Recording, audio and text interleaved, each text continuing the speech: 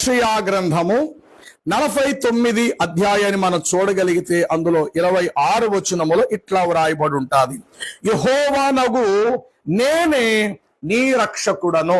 ఎంత మంచి మాట! యెహోవానగు నేనే నీ రక్షకుడను. ఈ మాట స్వయముగా సృష్టికర్త అయినటువంటి దేవుడు తెలియపరుస్తున్నటువంటి విషయము. అయితే ఈ దినకాలము బైబిల్ ప్రకారంగాను ఖురాను ప్రకారంగాను యేసుక్రీస్తు వారే నిజానికి దేవుడు. ఈ మాట ఇప్పుడు నేను తెలియపరుచుతాను.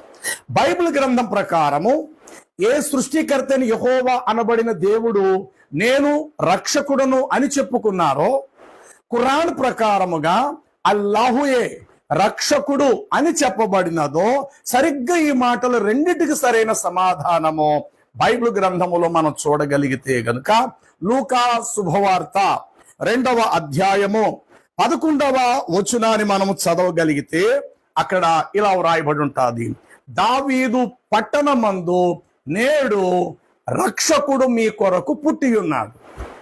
వాస్తవానికి దేవుడు అక్కడే సుమా రక్షకుడు.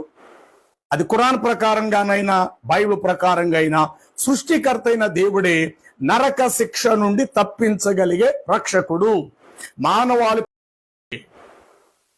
మరి దేవుడు ఒక్కడే రక్షకుడైనప్పుడు అదే పరలోకము నుండి వచ్చిన గాబ్రియేలు దూత తన ప్రజలను అనే మాట వాడటం జరిగింది. అంటే ప్రజలు ఎవరు తాలూకా?